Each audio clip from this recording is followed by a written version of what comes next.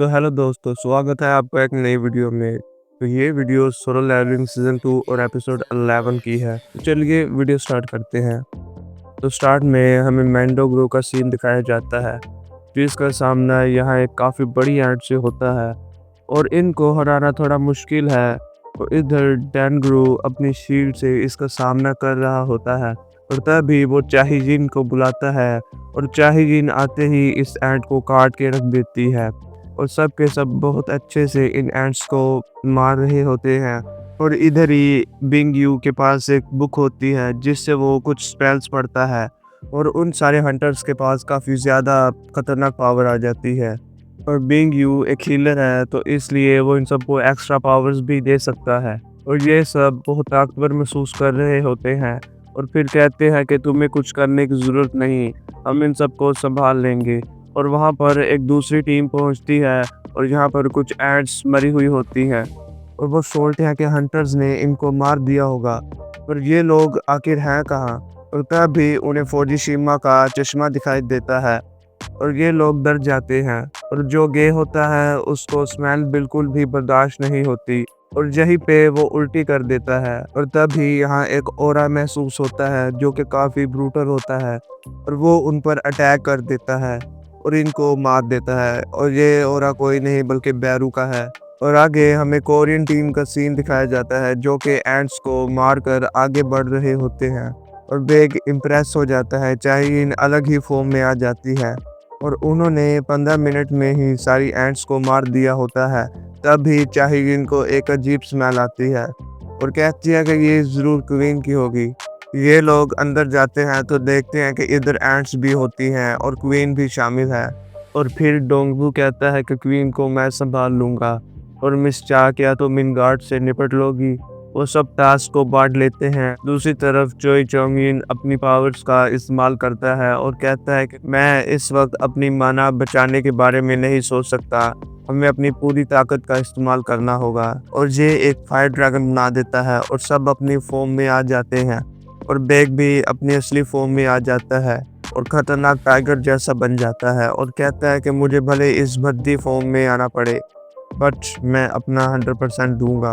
और वो जंगलियों की तरह अटैक करना शुरू कर देता है और चाहिजिन भी इसकी फॉर्म को देखकर काफ़ी ज़्यादा शॉक्ड हो जाती है एंड चाहिजिन भी इन मॉन्स्टर्स पर हमला करना शुरू कर देती हैं। और डोंगवू ने जैसा कहा था वो क्वीन को संभालेगा तो वो अपनी शील्ड से क्वीन को रोके रखता है। और यहाँ एक रिपोर्टर होता है, जैसे बताया जाता है कि व्यूवरशिप 80% से ज़्यादा ऊपर उड़ सकती है, मतलब अच्छा रिस्पॉन्स मिल रहा है, तो उनको बेटर कैमरा एंगल देना होगा। और बिंग यू कहता है कि देखो तुम्हें पीछे हट जाना चाहिए क्योंकि हम एस रैंक के हंटर्स हैं और तुम्हारी ज़िंदगी की रिस्पॉन्सिबिलिटी यहाँ कोई भी नहीं लेगा। और वो रिपोर्टर कहता है कि भले ये बिंग यू एस रैंक का हीलर है, बट इसके लड़ाई की स्किल्स भी काफ़ी ज़्यादा अच्छी है। एंड यहाँ पर हमें सीन दिखाया जाता है जिसमें पूरे मोहल्ले में सब के सब चीयर्स कर रहे होते हैं कोरियन टीम को और हमें न्यूज़ के थ्रू दिखाया जाता है कि जो कोरियन टीम है वो इन सब रोल्स गार्ड को हराने लग जाते हैं। कोरियन टीम यहाँ पर काफ़ी अच्छा खासा परफॉर्म कर रही होती है और एंड में सिर्फ क्वीन ही बच जाती है और ये लोग इस क्वीन पर हमला शुरू कर देते हैं और क्वीन अपना खतरनाक वर्जन इन पर फेंकती है, जिससे मोंडो यू और बेग दोनों बहुत बुरी तरीके से जख्मी हो जाते हैं। बट बेंग यू अपनी हीलिंग पावर से इन दोनों को हील कर देता है तो क्वीन इसके ऊपर अटैक करने के लिए आगे बढ़ती है, बट डोंगवू आ जाता है और वो फिर से रोक लेता है इस क्वीन को और कहता है कि हमें तुम्हें इतनी आसानी से अपने हीलर को नुकसान पहुंचाने नहीं देंगे। और चोई युंग भी अपनी आग की पावर से यहाँ पर काफ़ी हमले कर रहा होता है। तो क्वीन का तो यहाँ पर खेल ख़त्म होने वाला था, लेकिन तब भी क्वीन काफ़ी ख़तरनाक तरीके से चलाती है और बेग कंफ्यूज हो जाता है कि आखिर ये मरने से पहले इस तरह क्यों चिल्ला रही है।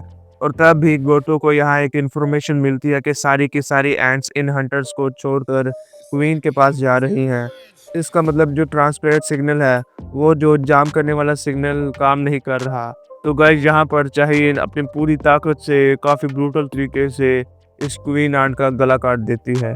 तो चाहिए इनकी ये परफॉर्मेंस देखकर सारे हंटर्स काफ़ी ज़्यादा शॉक रह जाते हैं एंड अब सारी आंच उनकी तरफ बढ़ रही होती हैं। तो क्वीन तो अब ख़त्म कर दी गई है, अब इन्हें यहाँ से निकलना चाहिए एंड चोई जुंग ने पीछे एक नेट स्टॉपर बनाया था आर्ट्स को रोकने के लिए, वो टूट जाता है और इन्हें वहाँ पर एक खतरनाक ऑरा या प्रेजेंस महसूस होती है और ये प्रेजेंस बेरू की होती है। एंड उसकी प्रेजेंस इतनी खतरनाक होती है कि चाहिन इसको देखते ही गिर जाती है और बाद में वो चीखता भी है, जिसको देखकर सब काफ़ी डर जाते हैं और सोचते हैं कि इस अकेले बीस्ट के अंदर इतनी ज़्यादा खतरनाक ताकत कैसे हो सकती है। चाहिन भी समझ नहीं पाती कि यहाँ पर क्या हो रहा है। एंड बेरू चाहिन पर बहुत खतरनाक अटैक करता है और चाहिन काफ़ी बुरे तरीके से जख्मी हो जाती है एंड डोंगू की शील्ड को भी वो तोड़ देता है और उसके दूसरे हाथ को भी वो काट देता है और ये काफ़ी डेंजरस सीन है। एंड बेग और चोई जोंगविन भी इनका सामना नहीं कर पाते और यहाँ पर एक दूसरा एसराक हंटर भी अपने एरो को फेंक कर बेरू पर अटैक करता है, लेकिन बेरू काफ़ी ब्रूटल तरीके से उसका एरो अपने हाथ से ही पकड़ लेता है और लिम टाग्यू की भी वार्ड लगा देता है। भले यहाँ पर डोंगू के हाथों को काट दिया जाता है, मगर बिंग यू फिर भी इनके साथ है और वो खुद को ओमोफ्लोज टेक्निक से खुद को हाइड कर लेता है, जिससे बेरू या कोई भी इसको देख नहीं सकता। मगर इस टेक्निक का एक नुकसान भी है कि जहाँ पर खड़ा है वहाँ से हिल नहीं सकता। डोंगू फिर से आता है और लड़ना शुरू कर देता है बेरू से, लेकिन बेरू फिर भी इसकी वार्ड लगा देता है। इसके बाद वो बिंग यू की तरफ देखता है। बिंग यू सोचता है कि क्या इसने मुझे देख लिया, ये कैसे हो सकता है, ये हो ही नहीं सकता, ये मुझे देख नहीं पाएगा। एंड भाई बेरू बिंग यू के पीछे से आ जाता है और उसके सीने से अपना हाथ आर पार कर देता है और बिंग यू की तो ऐसी की तैसी हो जाती है और बेग चलाता है बिंग यू एंड बिंग यू बेग को कहता है कि तुम यहाँ से भाग जाओ और बेरू बिंग यू का तो सर भी खा जाता है और बेग को गुस्सा आ जाता है और वो आगे बढ़ता है और जैसे ही वो बेरू को पकड़ने लगता है तो बेग वापस अपने नॉर्मल फॉर्म में आ जाता है और वो सोचता है कि क्या हमें यहाँ से भाग जाना चाहिए। बेरू कहता है कि तुम सब के सब कमजोर हो। यानी यहाँ पर हमें एक स्किल दिखाया जाता है कि जैसे ही बेरू ने बिंग यू का सिर खाया तो उसको उसकी सारी नॉलेज, स्ट्रेंथ और सारी पावर्स मिल गई हैं। बेरू पूछता है कि तुम लोगों का किंग कौन है। बेग कंफ्यूज हो जाता है और बेरू यहाँ पर एक अजीब ऑरा महसूस करता है और बेरू बेग को छोड़कर एकदम से उड़ जाता है और बेग सोचता है कि क्या हम बच गए, तो और वो सोचता है कि क्या वो गोटो के पास गया।